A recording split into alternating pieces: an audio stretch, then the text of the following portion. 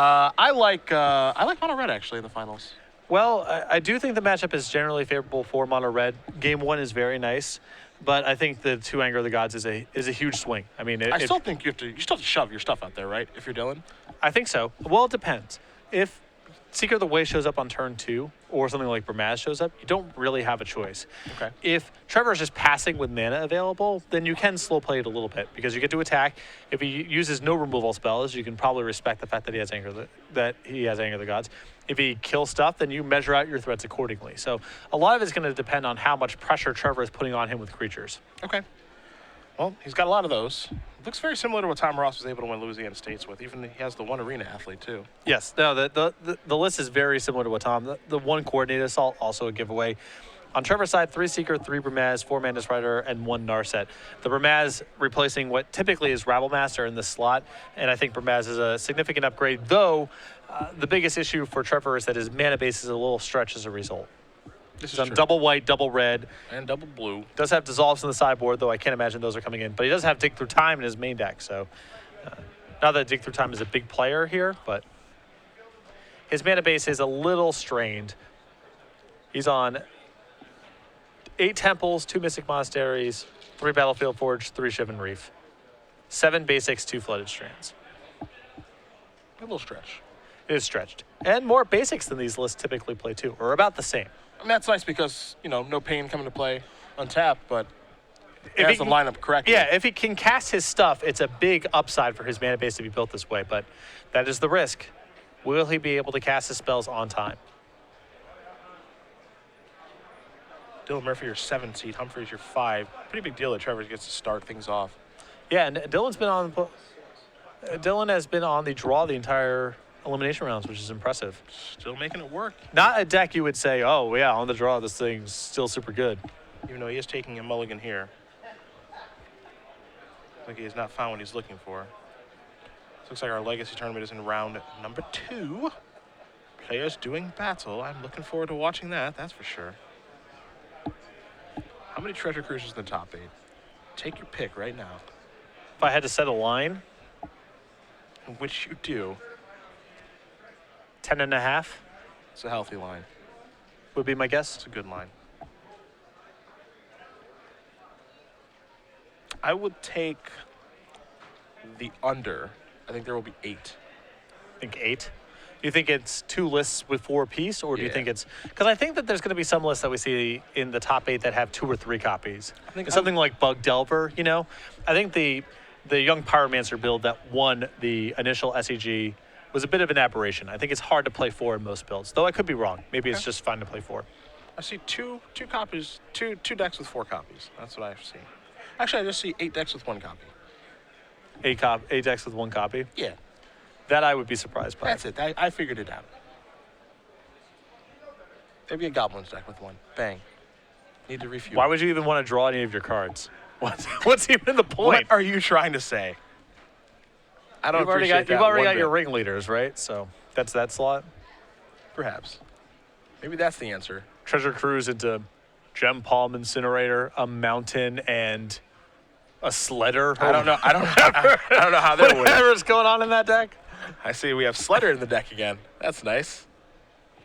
Synergizes with Treasure Cruise. If you're going down that road, anyway. So it does. So it does. Sack all my goblins, draw 3. Hopefully some of them are goblins. Yes. Do it again. Skirk Prospector with Treasure Cruise is like double the mana. It's basically free. It's basically free. Me oh my. We'll start exploring. Yeah, that'll be during breakfast. Yep. We'll start penciling together a list. Get the old notebook ready. It's got to be a pencil and not pen because this is going to need an eraser.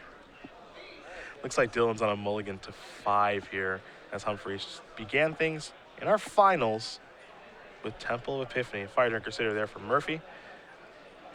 This is a Seeker of the Way on turn number 2. This is going to put Murphy to the test right away. And again, this mono red aggro list not really that good at killing creatures. Only 6 removal spells, and none of them castable on only 1 mana, which appears to be Dylan's circumstances. Here's an attack. Humphrey says that's perfectly fine. For Murphy, I don't think he has another land. He's going to play a Frenzied Goblin and just pass the turn back. So not a great mulligan here for Dylan. Humphries gets to draw a card. Looks like he picked up a copy of Stoke the Flames. See the island in his hand. He's going to play that. So he's got all 3 colors of mana. And this may be a really straightforward game here for Trevor where he can just kill stuff and race. Yeah, I mean, I can see a world, right, where he just says, Jeskai Charm your Frenzied Goblin on top of your deck, bash you for 3, enjoy drawing a Frenzied Goblin again. Particularly when he has his 1 copy of Chandra Pyromaster in his hand, too, Yeah. which is a huge beating on Dylan's deck. Yeah. I think that world definitely exists. I would want to pin him on mana. Here's an attack. Looks like there'll be no blocks. See if he wants to fire up Jeskai Charm or not. A little early for Dylan to be chumping, so I think you gotta let this You one think go. so? I think you gotta let this one go through. A bold statement. Yeah, there is Jeskai Charm. Again, I don't know if we're just going upstairs with this or if we're putting something on top. We'll find out in just a second. Yeah, it looks like. By the way, Trevor's pointing. I'm assuming that he's dealing 4 to Dylan, which I think I like less than just pinning the Fire Drinker Satyr back on top of the deck. But Yeah. it's hard for Trevor to go wrong here. He's being aggressive. That much is for sure.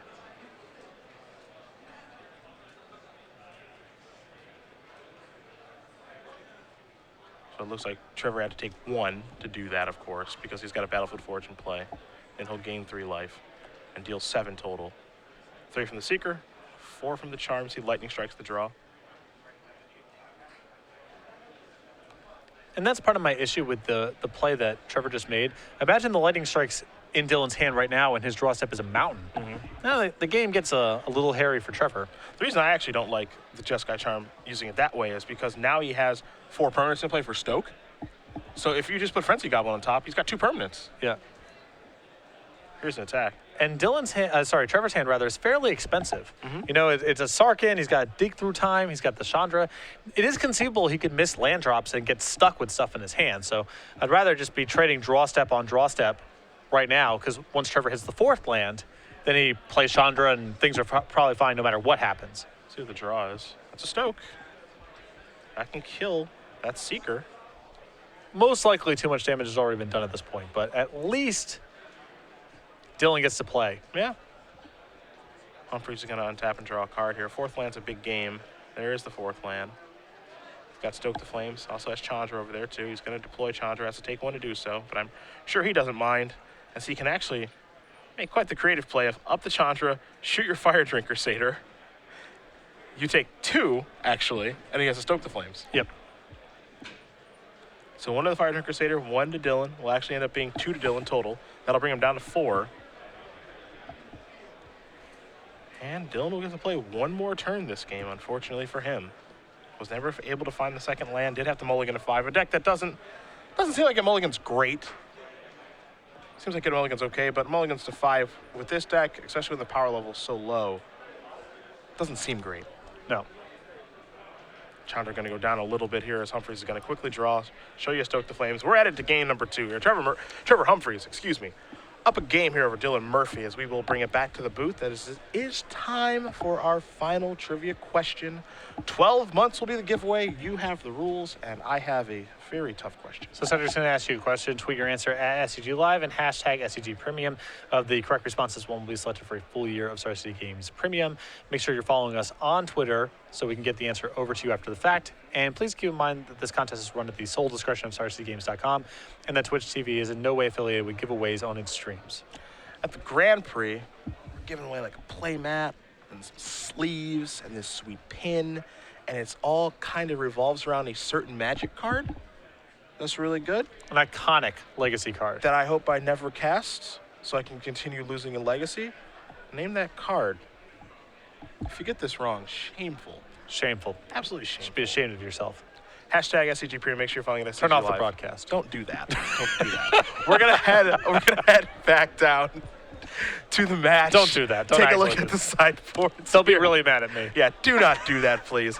And as we will take a look at the sideboards, we're going to start on Dylan's side. He's got the 4 Eidolons, the 2 Lightning Strikes, 2 Magma Sprays, 4 Searing Bloods, and 3 Peak Eruptions. We saw Dylan in his last matchup against Jeskai bring in the 4 copies of Searing Blood. Now, he was playing against a deck that had Rabble Master as well. I don't know if that influenced his decision. But if he's concerned about Seeker the Way, he may bring it in again.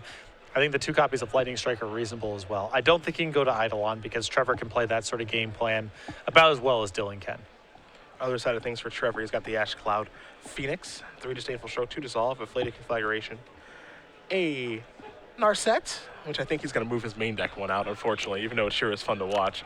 Keranos, 2 Negates, 2 Hostilities, and most importantly, 2 copies of Anger of the Gods. So I think the 2 copies of Anger of the Gods come in, and once you get past that, it's do I have bad cards in my deck that I want to be taking out? For example, Faded Conflagration is inefficient, but it is a removal spell. Is that better than having something like Dig Through Time in your deck, which is really cumbersome and may not be able to be cast on time? The 1 Narset also needs to come out of the deck as well. So I think the 2 copies of Anger of the Gods come in absolutely. Once you get past that, you have things like End Hostilities, you had Faded Conflagration, you have even the 1 Keranos, which I don't think are very good, but maybe better than having something like Dig Through Time in your deck. You want to play a game? Yeah, sure. It's called Name That Twitter Handle. Okay. Been yelling at my screen. Go Mono Red. Also, Trevor's awesome. Hashtag Boss Sly. I'm going to guess that's Tom Ross. That's correct.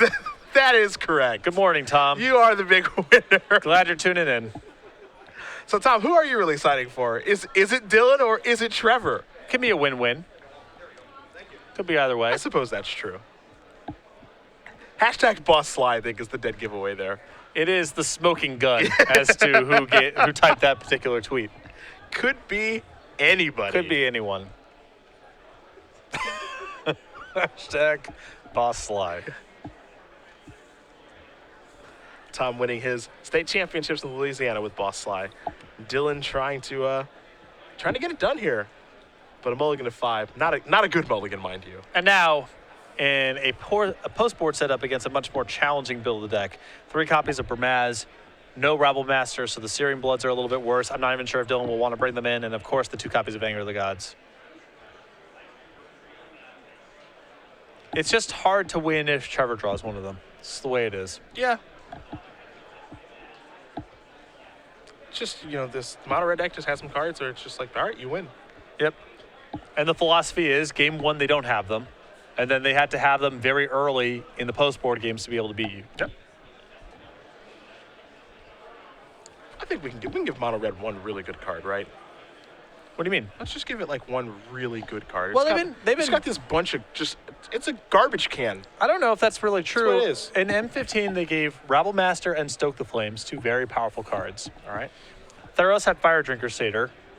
Very an above-the-curve threat for a mono red aggressive. We have to have an intervention. Your love for Fire Drinker Satyr this is getting unbelievable. I mean, it's been 4 copies in a bunch of winning deck lists. It's a reasonably powerful card for that style of deck. All right. They've reprinted Lightning Strike again. It doesn't have to be Sphinx's Revelation and Jace's for these decks to function, It's just good tools, some redundancy, and then some real power. And I think Stoke the Flames and Rabble Master count as kind of your power slots. Let's get you a Stigma Lasher. Ugh, that thing is just the stinkiest. You don't like that guy? 2 mana creatures that have to connect are that's fantasy land. No life gain allowed. Take that, Siege Rhino. I did play with Stigma Lasher in a Grand Prix, and whenever I connected, I made stop signs at home, and I put the stop sign on the table. It said stop, and then underneath you can't gain life, because it's really easy to forget about it, and It's also hilarious. Stop signs are nice. Yeah. A little extra free time on your hands. Huh? No, I had the graphic design team at work make that for me, so it wasn't my time that got wasted. It was someone else's. Well, I'm glad everyone's really hard at work. Yep. I need a stop sign. What for? Don't worry about it. Yep. Good on you. Good on you.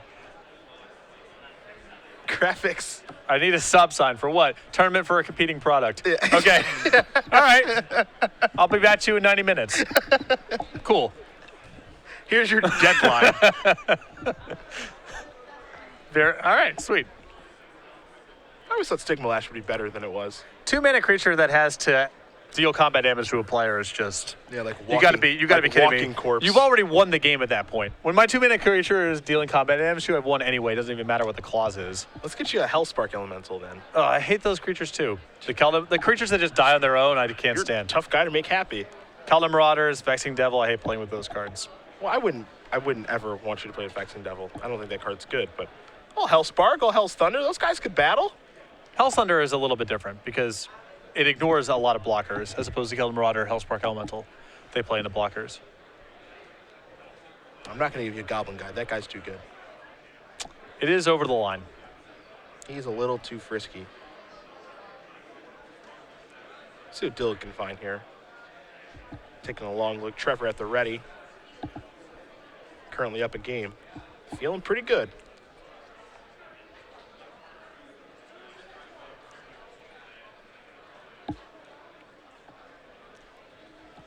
Dylan appears resigned to his fate. It's a frenzied goblin. Temple of Triumph. And it looks like Trevor's hand is Mountain Plains, red removal spells, and Burmaz, if I'm looking at this correctly. That's a pretty good hand, given the matchup. Dragon Mantle. Little cantrip. Uh-oh. Yep. Uh-oh. And it looks like Trevor has the kind of hand that would be hard to beat even if Dylan had a very good hand. Yeah. And now this is just big time trouble. I think he can actually wait on the Magma Jet, too.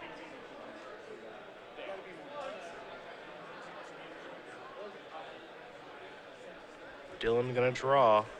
Can he find a land? All right, that's step one. A land has been found.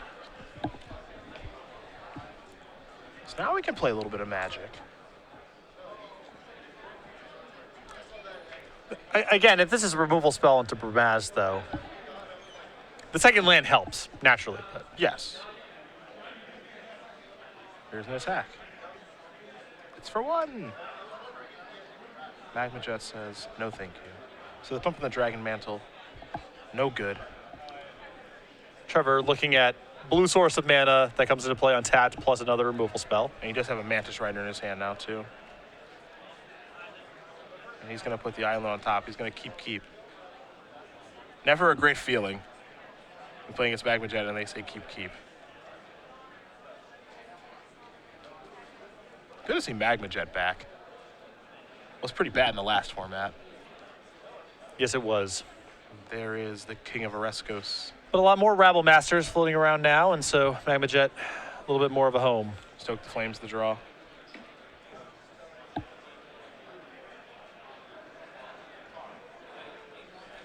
I've been in this spot before. I've been Foundry Street as a guy against Burmaz, and How'd that go? it's pretty rough. Yeah. You usually get one good attack, and then after that. Is this the one? Yeah, this is the one. This is the one good attack? Take 4, you're on 15. All right, don't get to attack for the rest of the game. Humphries is going to untap here. Draws a copy of Lightning Strike, puts an island into play pretty quickly. He's going to go reaching for his kitty cats, I think. And now he has the option of either casting Mantis Rider or leaving up 2 removal spells. Yep, there's an attack for 4. I think that Trevor wants to main phase the removal spell to prevent Stoke the Flames from killing the Burmaz. I think that would be wise. Though he does have a Mantis Rider in backup. That's still, the Burmaz is a game winner on its own. Mm-hmm. Most likely, Dylan is using, or Trevor's going to use a removal spell on the Frenzy Goblin regardless. So you might as well just get it out of the way now. Yeah, I'm with you on that.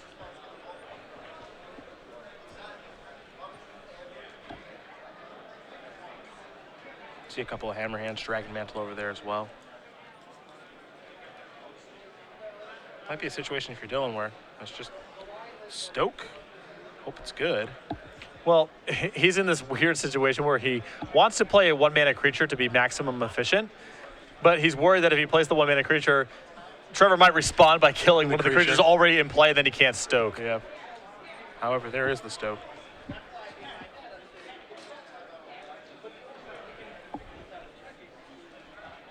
And it looks like he might be unwinding some things here. We'll see what happens. Not sure how things were announced. Yeah. And it looks like Swift Spear is on the stack. So now there's a Lightning Strike to target this. And that may have been the reason that Trevor may have waited. Because he's not going to fire off and kill some of these creatures. So you see, oh, geez, both those cards are Yeah. really good. Banishing Light and Anger of the Gods. It's going to keep Anger. Put Banish Light to the bottom. I'm not sure if Dylan kind of rushed through the Swift Spear resolution there. I mean, it's possible, how things were announced. Because it was kind of a Swift Spear and then tapping the creatures right away, so. So this was the scenario that Dylan was worried about, was the response to the Swift Spear keeps him off the 4 total also, creatures and mana. When you do kind of think about it for a while and then you cast a Swift Spear, you're also kind of giving away some information too on what you're trying to accomplish that turn. Yeah. So it depends how, obviously how things were announced with the players and all that good stuff, but clearly the game was backed up and both players agreed on the game state, so. There's the Mantis Rider. Burmaz, of course, attacking along with its cats. Stoke plus Lightning Strike plus Anger as Trevor's leftovers. Those cards all stink. I guess he can cast Stoke this turn. That's kind of hilarious. Vigilance is very powerful. As is Convoke, I suppose. Here is a Stoke. So here Trevor would like to Stoke back. And looks like the answer is yes. We're going 4 upstairs. So Dylan's going to go down to 5. There goes Burmaz. It actually looks like there goes the creature instead. Either way, I think in a couple of turns here, we're going to have ourselves a champion, Patrick. Yeah. Yep, there's an attack. This is a Lightning Strike, and that is going to do it. Trevor Humphries is our standard open champion here in Worcester with Jeskai Aggro. Pretty straightforward stuff in the finals there. I mean, I think that Dylan's Mulligan 5, of course, doomed him game 1, and then post board, I think Trevor has a much better setup than Dave